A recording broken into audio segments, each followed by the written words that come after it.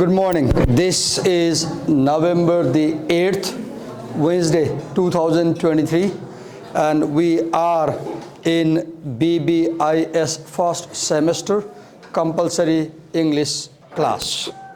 Let me open the file. Okay.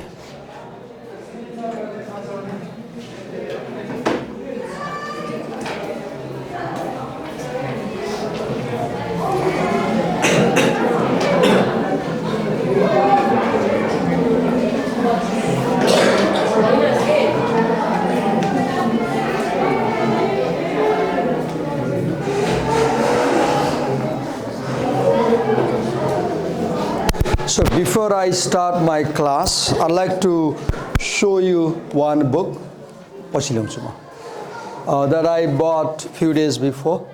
I had this book at my home, but I don't know who took it away. I had it a few years back. The book's name is Charitra Vigyan or Characterology. And what I see in this book is it focuses on character building. Because the argument is that for human development in our life, the most important thing is our character. This is written by a very religious figure, and the topics in this book are the science of creation, life and the foundation of life, Om and its meaning, soul and experience of soul. All this is in Nepali in this one, but you have English version of this book also. It was originally written in Nepali, but it has been translated in English, so you can buy English version if you need that. Then Prana Shakti, life power. Then Manav Samrachana, Antarik Shantira Bhyaktitva Vikas, inner peace and personality development. Then what is Roga, Dukkha, Shoka, Moha, Ahar Yoga, how to eat and how to remain healthy. Yoga, how to do yoga. Then Sat Karma Vigyan, what are the 6 actions that bring good health. Then Kundalini Shakti, in the body there are 6 centers of power. In the body there are 6 centers of energy. And if you recognize these 6 centers of energy, you can bring good health. And Yoga Dharma, Shakti Sanchalan Kriya, Sukshma Yoga Sanskriti, Yogasan, Pranayam. Pranayam is about the science of breathing. Anta Shuddhi Yoga, Dharana, Dhyan, meditation, Samadhi, Prasanta Bhav, Adarsa. Section 3, Shiksha, Diksha, Ashirvad. Charitra Shakti, the power of character. Bhyaktira Bhyaktitva ka Vikas. Lok, Parlok, Punarjanma, Janma, Jivan, Mrityu, Upasangar. So this is the total content. And in my experience, this is a good book to read. So you can think of buying it and reading if you have time and interest. Okay, let me begin my class today. So, in the previous class last week, let me tie my shikha first because it looks dangling on the camera. And when I view my videos on YouTube, I see my shikha dangling right and left all the time.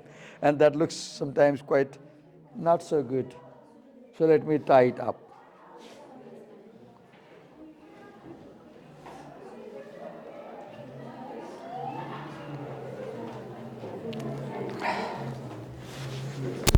Okay, so I began by saying that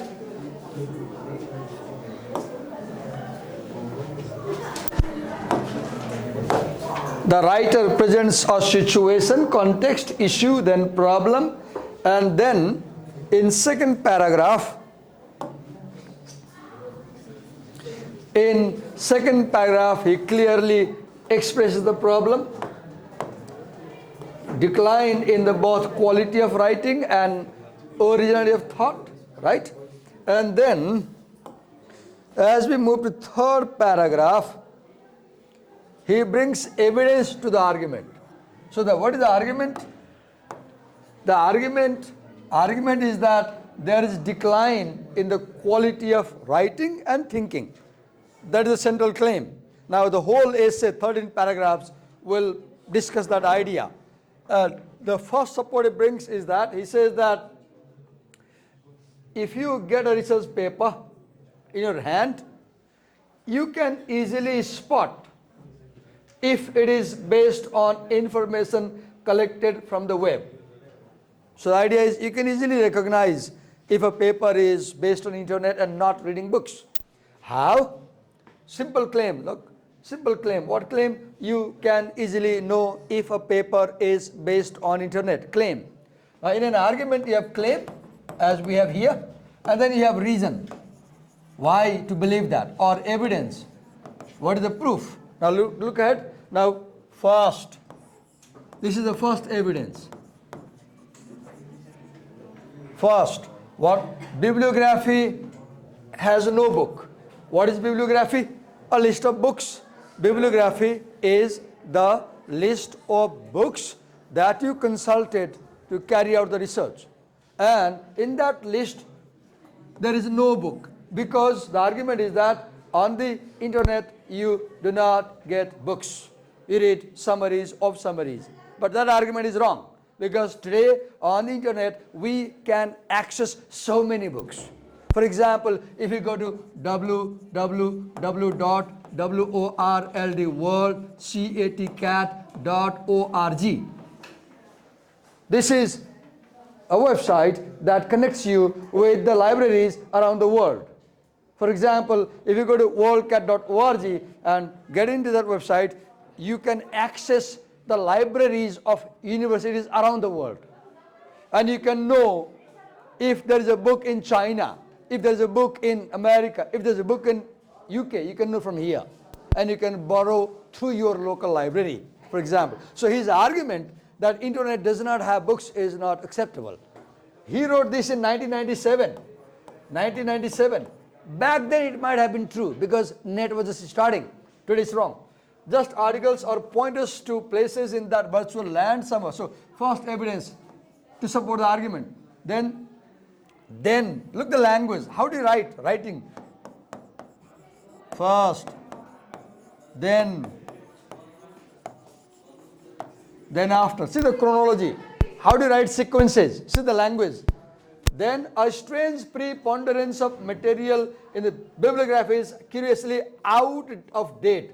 So second argument is that the material is outdated. So the assumption is that websites are not updated. That also is not wholly true, because many websites today, they get automatically updated. And if you access a good website, for example, Cambridge University website or Oxford University website, you will see that they get updated every single hour. So do not go to .com websites. Go to edu websites with domain word like edu or org, right? So he makes a claim. You can know if a paper is based on the internet, then he brings two evidences. Then a lot of stuff on the web that is advertised as timely is actually at least a few years now. This is detail. He says that the content is outdated, and then he gives detail why and how this is outdated. Okay. Now this last sentence tells the harm done by the web. What is the last sentence? Read the last sentence. Okay. One is where is that?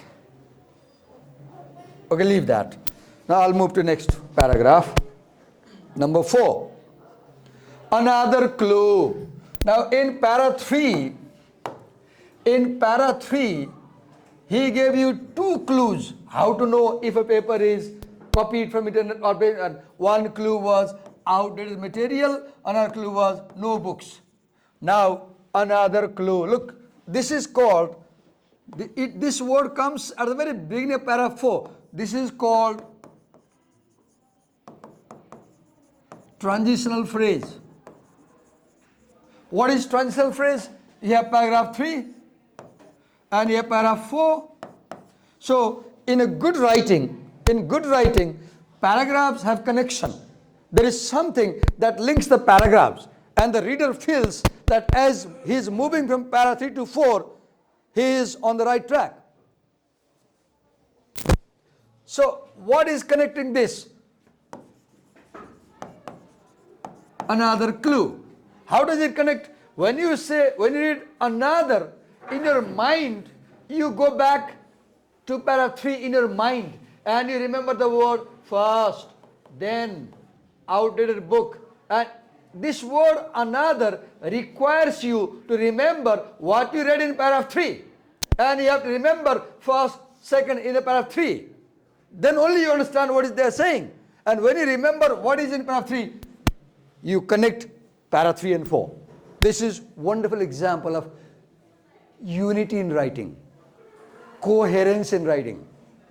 Good writing has many qualities. Among them two are, it is together united. And coherence means parts fit together. Parts fit together. Look, paragraph 3 and paragraph 4 fit together. Why? Because paragraph 3 presents two clues, paragraph 4 presents the third clue.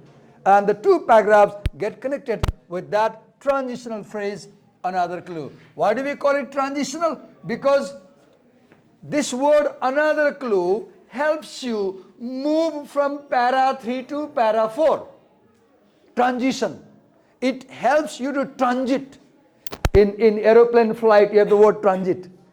You have one flight, you get down, you get into the airport, you take another flight. And you go to transit, through transit. So transit is what connects two flights. So transition is what connects two paragraphs here. Okay. Am I speaking too fast? I don't know. Okay.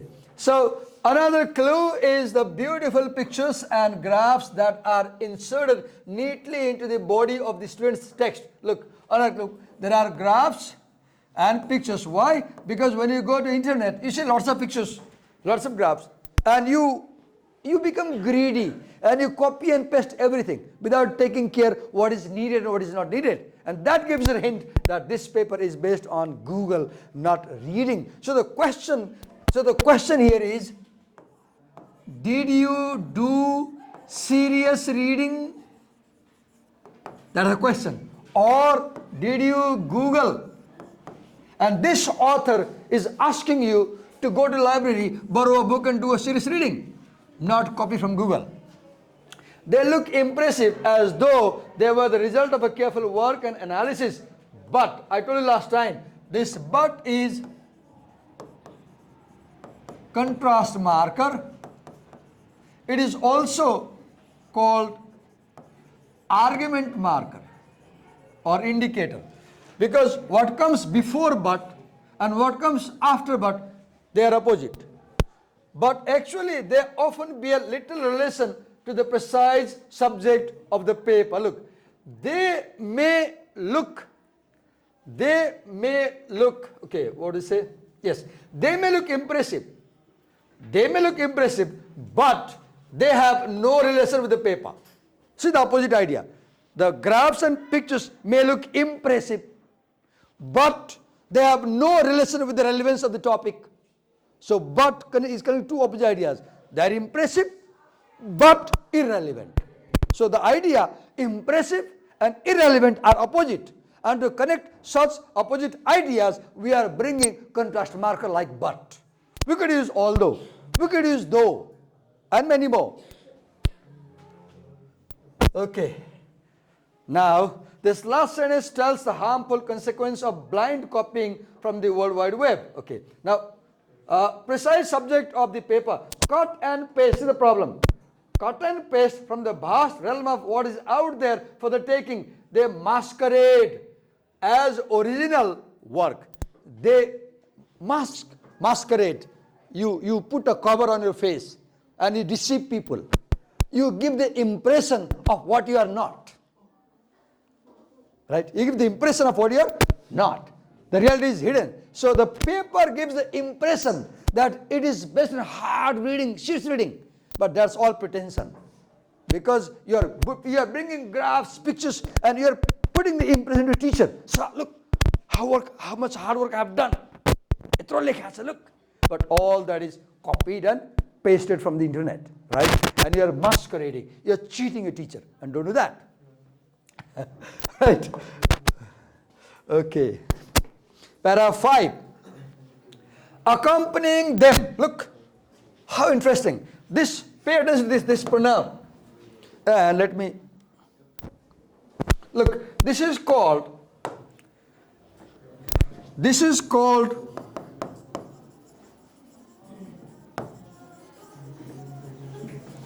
pronoun reference. What is pronoun reference? Pronoun reference is using a pronoun in writing that refers back to a noun. And these pronouns may refer to something that is yet to come, or they may refer to something that has already gone.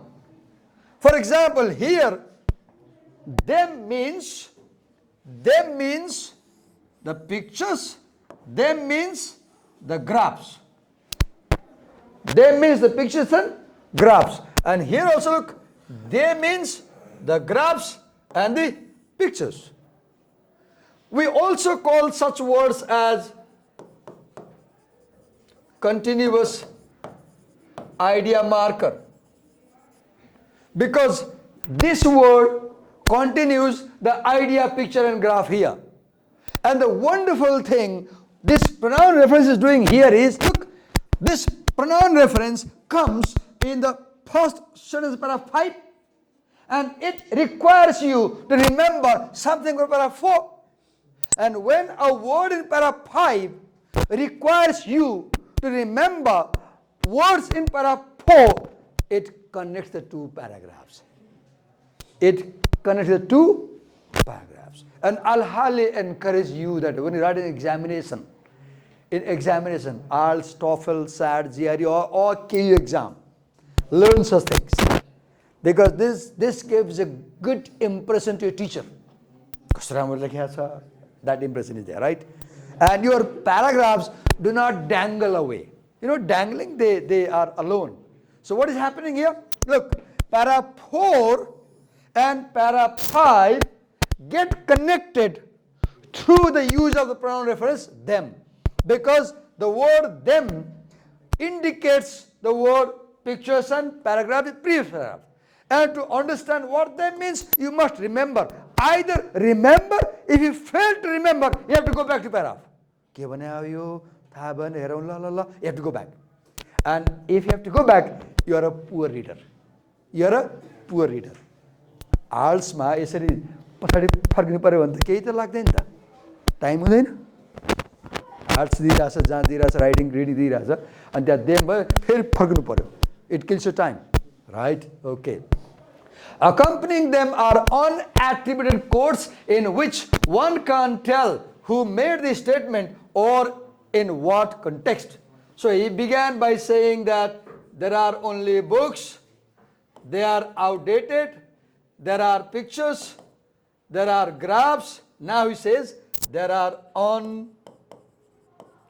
unattributed quotes. Look, one by one he's bringing evidence. 1, 2, 3, 4, 5 evidence to argue that you can easily know if a paper is based on internet. What is unattributed quote? Now, you should understand that in research, what is research? Research is searching again. Research. She has already written a paper on my topic. I am going to write another paper in my class, and I feel that her essay that she wrote will give me some idea. So I read her essay, and I feel that, oh, this line in paragraph 3 is so good, I want to quote it in my paper. So I borrow line from her essay. And now, if I borrow and quote a line from Prajuna's essay, for example, and if I write, okay, writing is something, I put the inward comma. Now this idea is Prajuna's, not mine, because I got this idea in her essay. It is her idea. So to acknowledge that it's not my idea, it's her idea, I should first put this idea within inverted comma. Because I'm bringing exact words he wrote. I'm not changing anything. I'm copying exact words. I'm quoting. Now once I bring the quote, exact words, and put inverted comma, I should write Prajwana Adhikari, a student at LACM BBIS, writes that Prajwana Adhikari, comma, I told the name, then I should introduce briefly who she is, a student at LACM. She might be a professor, then I write a professor at this university. Just brief introduction. Then I say writes that, I could say claims that, I could say says that. There are many words. So when I do like this, I am attributing a quote. I'm telling who is the source of this information. And when you Google, the problem with Google is that nobody knows who is writing things in Google. A class 4 child can upload an essay in his blog, and you BBA people might read that class 4 child's essay thinking it's a wonderful essay. And you never know that it was written by a grade 3 child. And you copy. Right? Because in the Google, it is not necessary to tell who you are all the time. So we don't know who wrote. So we don't write who wrote. And research is credible. Research is respected highly because for every single word in your paper, you bring evidence. Research is highly respected. Research is not bluffing. Research is not telling lies. Research is not masquerading. Research is not gossiping. Research is not bluff. Research is a result of hard work. And you bring evidence for every single word you write. That's why researchers are highly paid. That's why when you every year see Nobel Prize declaration, you will see यसपालिको भौतिक शास्त्रको Nobel prize फलानु प्राध्यापकलाई उल्लेख गरेको यो खोजको लागि दियो. Have you ever heard यसपालिको Nobel prize दरबार मार्गमा बसेर chia coffee खाँदै गफ गर्ने फलानु दुईजनालाई दियो? Have you heard? No. You never get Nobel Prize for doing guff. You get Nobel Prize for doing research, because research requires whole life. One scientist said, they asked him, why didn't you get married?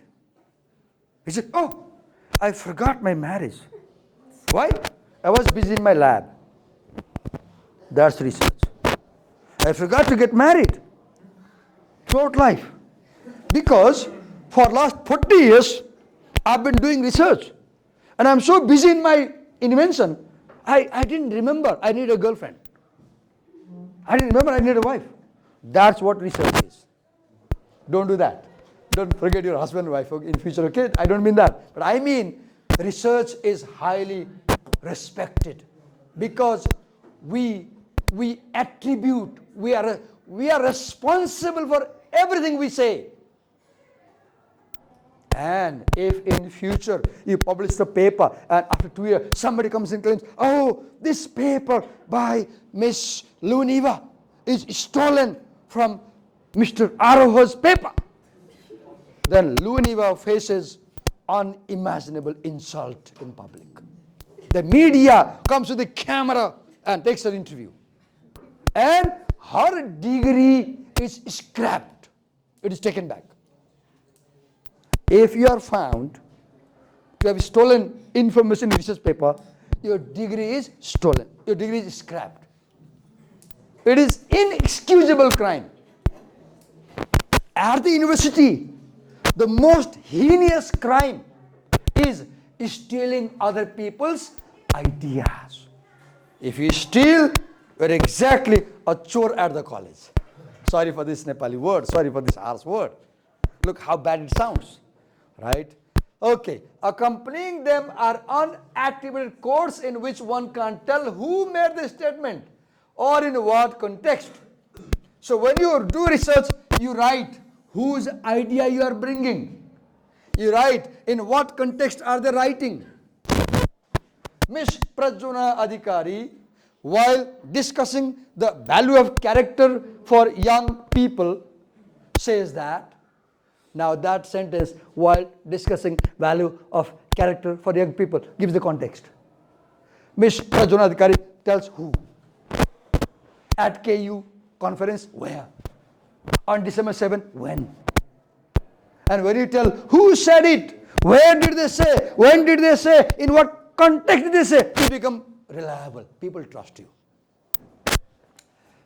So this is the fourth reason. And curiously, detailed references to the kinds of things that are easy to find. Look, you refer, the references are to things easy to find on the web.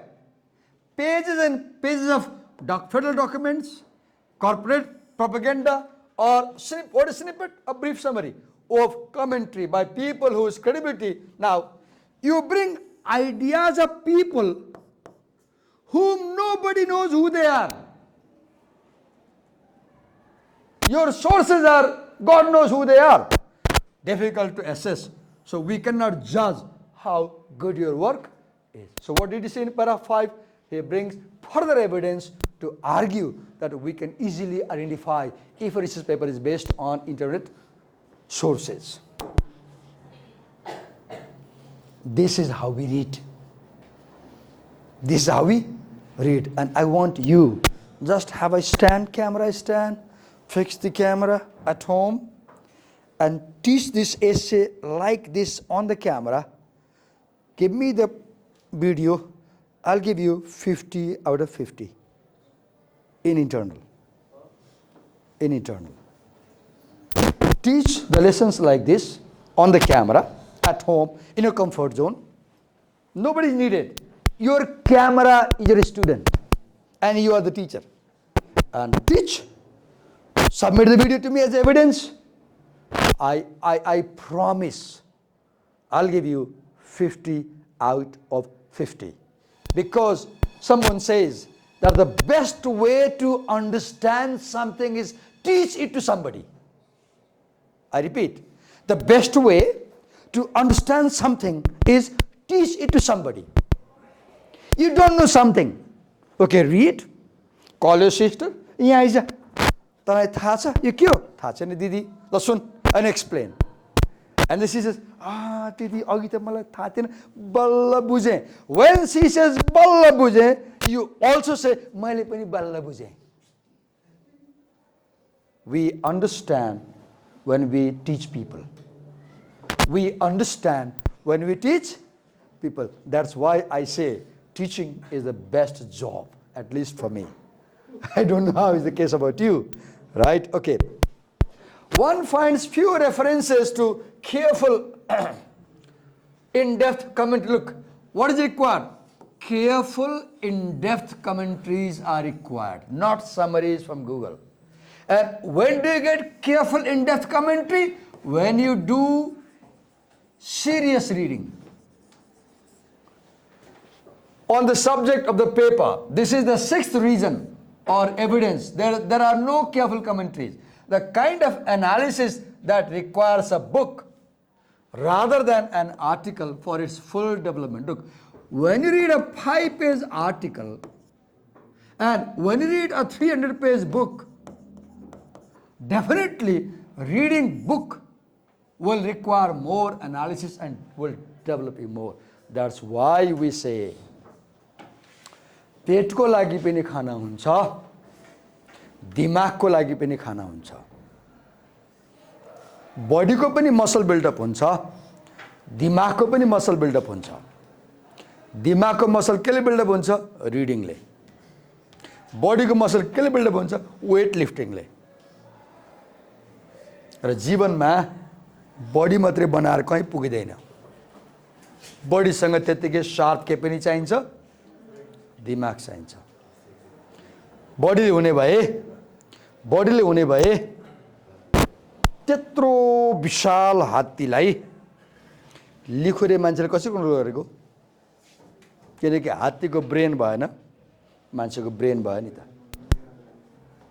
बडीले भए त हात्तीले मान्छेलाई control गर्नुपर्ने हो नि. In that sense, sharper brain is more important than a stronger body. Stephen Hawking, सुने वाला, physically disabled. He could only move fingers. He couldn't speak, but his brain was very sharp. त्यसले के देखियो, बडी disable भयो केही फरक पर्दैन, तर ब्रेन डिजेबल भयो भने सबै सिद्धिन्छ. त्यही भएर जहिले पनि लाइफमा केलाई बढी फोकस गर्ने, ब्रेन. र ब्रेन केले ग्रो हुन्छ, रिडिङ. केले ग्रो हुन्छ brain, reading. Paragraph 6. Don't get me wrong, I'm no neo-Luddite. In writing, in argument, you say something, fine. There are people who listen to you, fine. Sometimes they agree with you, no problem. Sometimes the people disagree with you. And if people disagree with you, you have to respond to them and clarify why they are wrong and why you're right. This is called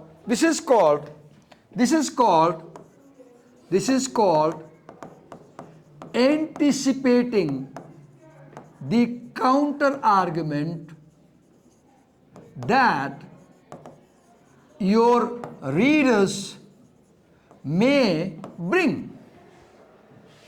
As you're speaking, before somebody disagrees, you already imagine. तपाईलाई यस्तो लाग्ला तर पक्नुस् है म पहिले भन्दिन्छु. You go that way. Before someone disagrees, you imagine, I'm saying this and they might agree in this way, and you address them before they stand up and speak.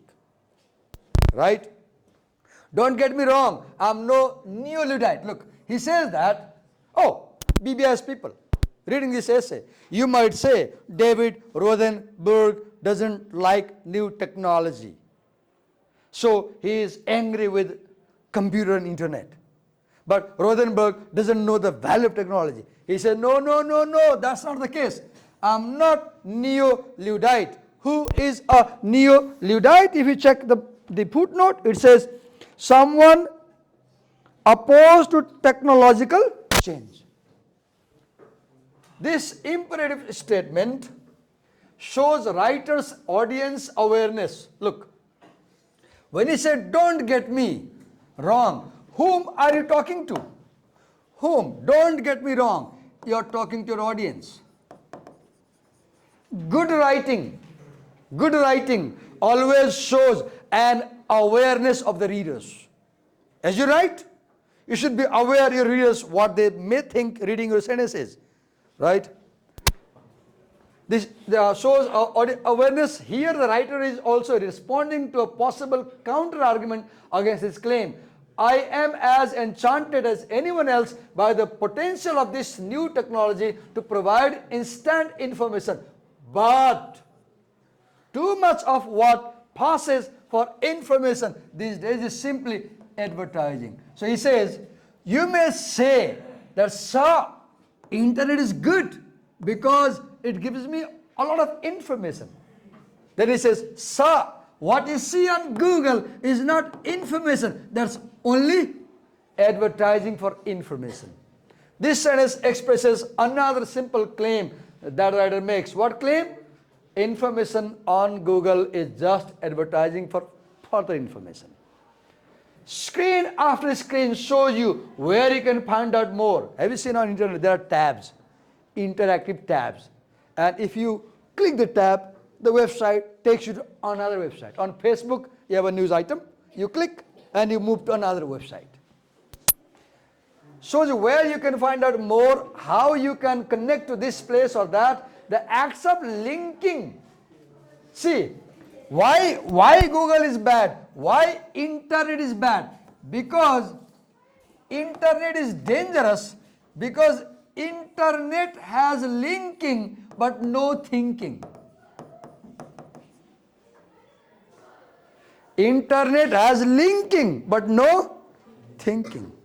And research requires thinking, not just linking. Right? And networking and randomly jumping from here to there becomes as exciting or rewarding as actually finding anything intellectual value. So his argument is that on the internet you don't find valuable things. But I disagree. Today even Wikipedia is so valuable because the people from all over the world, they contribute on it. So his argument that you don't find intellectual stuff on it is wrong. Today you can read Google books using Google Read.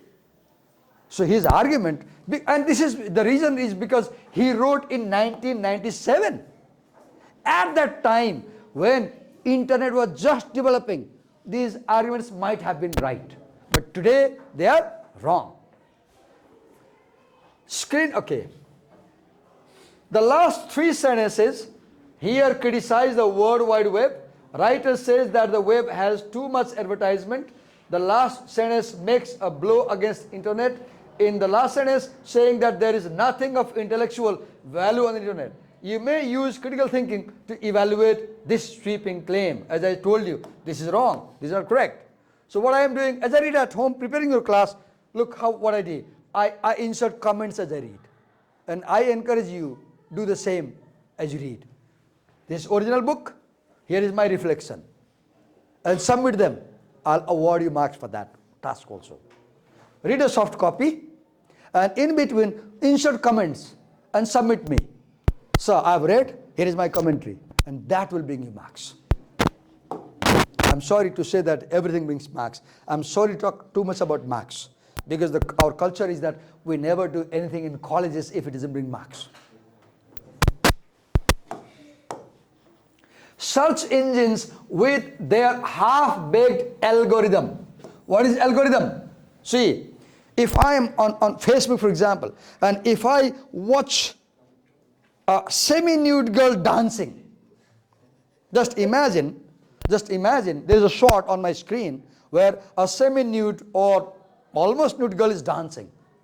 I get attracted to that glamour. I watch. Now what the Facebook does? It starts sending all other semi-nude videos to my feed. Why this? How this happens? It's because of algorithm. Internet has no thinking mind.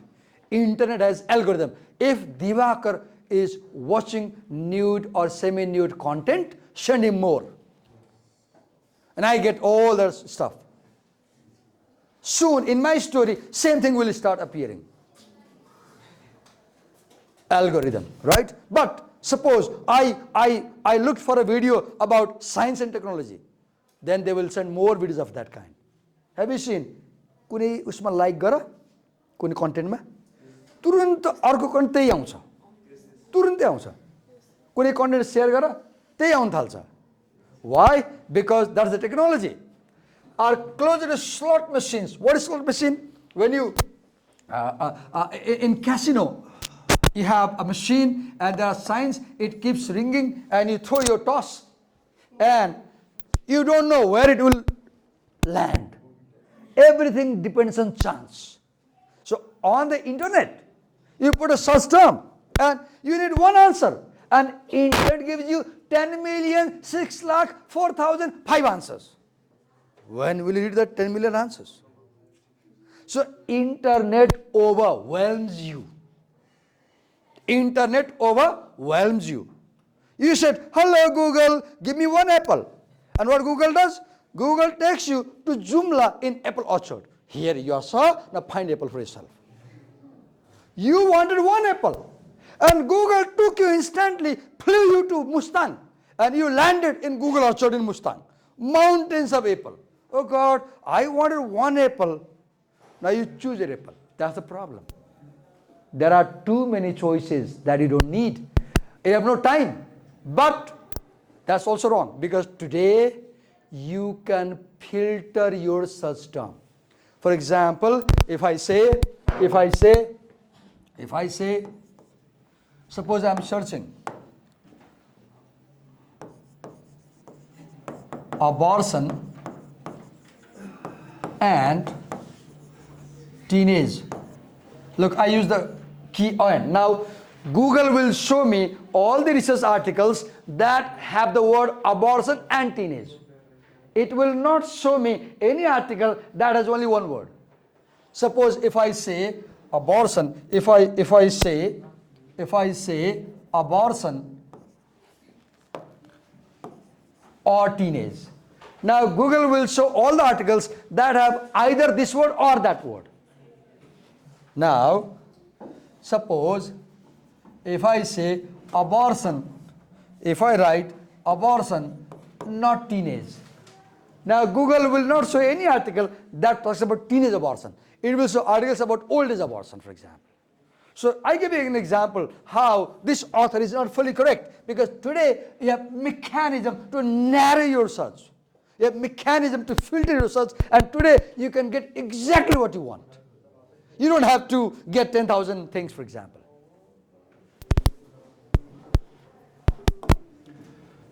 Okay. Now in paragraph 7, the writer is comparing.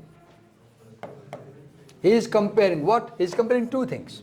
He is comparing internet search engine with library. He is comparing Google search engine with library. And let's read. Slot machines than to library catalog. Here the writer compares, you throw your query to the wind and who knows what will come back to you. You may get 2,34,468 supposed references to whatever you want to know. Perhaps 1 in 1,000 might actually help you. But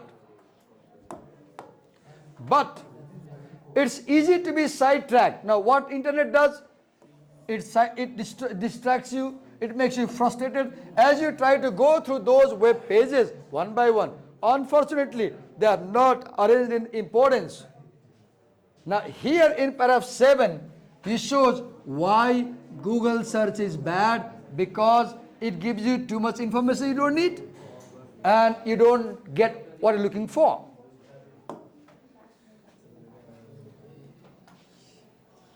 अहिले टिचरले बुझेर आए बेला गफेर बस्नुहोस्, पछि जिन्दगीले तपाईसँग गफेर बस्छ। अहिले मैले पढाउँदा गफेर बस्नुहोस्, नसुन्नुहोस्, रिसाउनु होला हैन, सरलाई काट्दिउँ होला, मार्दिउँ होला, त्यहाँ चोकमा कुरौँ क्या सरलाई तलवार लिएर भन्ने पनि हुन सक्छ। मलाई रिस उठ्छ नि त, तर पछि जिन्दगीले तपाईसँग यस्तै तितो गफर छ, कसै गर्दैन। त्यही भएर मौकामा चौका हान्नुहोस्। How is this essay still relevant today? Okay, how is this essay still relevant today? For example, if I give you presentation, what you might do, you go to slideshare.com, and on slideshare.com you have presentations on this topic. And what they do, I have seen students, they copy their slide, come to class, and they present as if they made it. For example, even today, students misuse Google. Teachers give you assignments. What do? Only yesterday, I was in a class. She was presenting, and I asked, why this is all wrong? She finally confesses, sir, Google ko summary padeko ho. Esse padinau? Padina. Kina? Bhyaena sir. Kahabata padda? Google ma padeko. And she's giving all wrong information. So, the argument here is that students are misusing internet. The argument is students don't know how to use it properly. That's the argument. He is not saying don't use internet. He is saying learn how to use it properly. That's the point.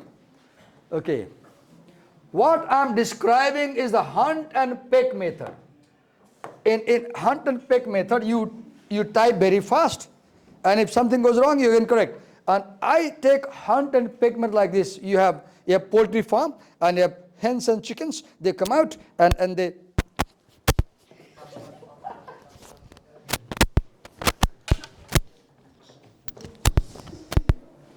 you go around looking for, oh, this is useful, get it. That's not what research is. Research is not hunting. Research is serious observation. Research is not hunting. Research requires serious observation. Of writing a paper, okay. We all know that word processing makes many first drafts look far more polished than they are. If the paper does not reach the assigned 5 pages, readjust the margin, change the font size, and voila. Of course, those machinations take up time. That the student now, what you should do? Rather than using word processor, look, you should spend time revising paper. Do not use spell check on the computer. Do not use Grammarly. Use your brain. Do it manually. Don't use calculators. Do it manually. Today, students can't figure out simple things because they've been using calculators since their childhood. So, use your brain, not the machine, with programs to check one's spelling and grammar.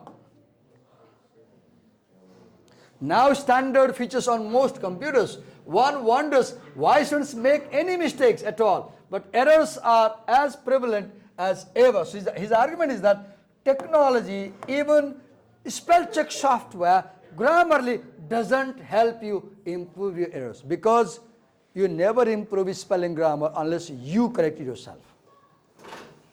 Right?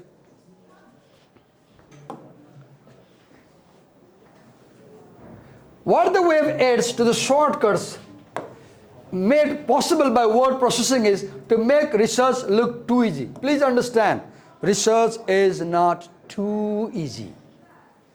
It's hard. And if you say, I want to write a paper, get ready for the hard challenge. Okay? It's not too easy.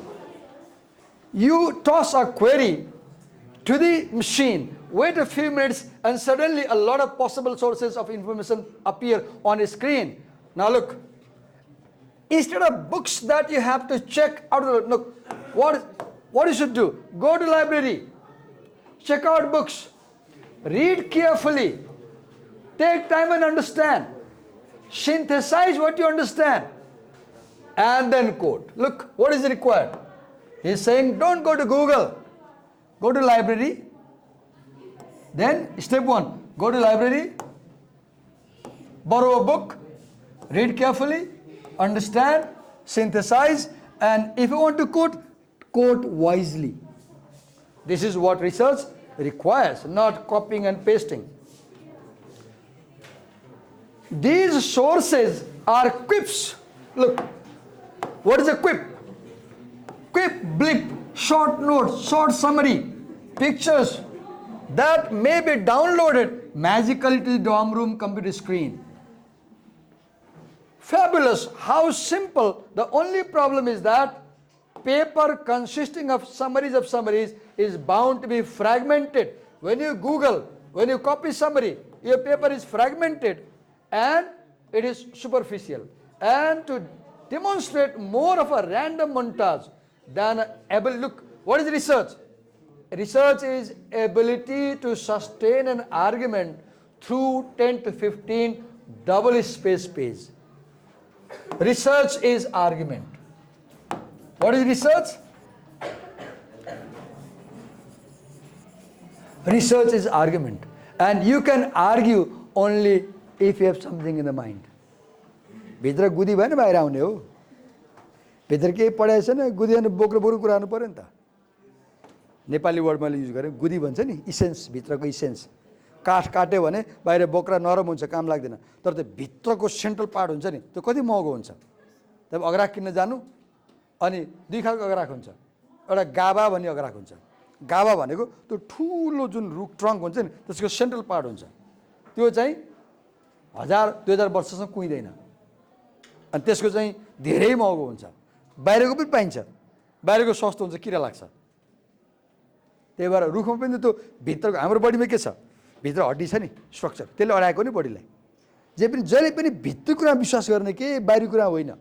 भित्री भने के, त्यो भित्री कुरा कहाँ आउँछ, पढेर आउँछ. तपाईँ धेरै पढ्नु भएको छ भने तपाईँ कस्तो बोल्नुहुन्छ नि, सुन्ने मान्छे पनि दङ्ग पर्छ नि. पढ्नु भएको छैन अनि बोक्रे बोक्रे कुरा गर्नुहुन्छ नि, होइन, यताको बोक्रे कुरा त गर्नुहुन्छ नि, मान्छेले तपाईँलाई थाहा भइहाल्छ नि. Right? So there is no option to hard work. कस्तो मिठो कुरा हेर्नुहोस् त. So this is fragmented. Okay.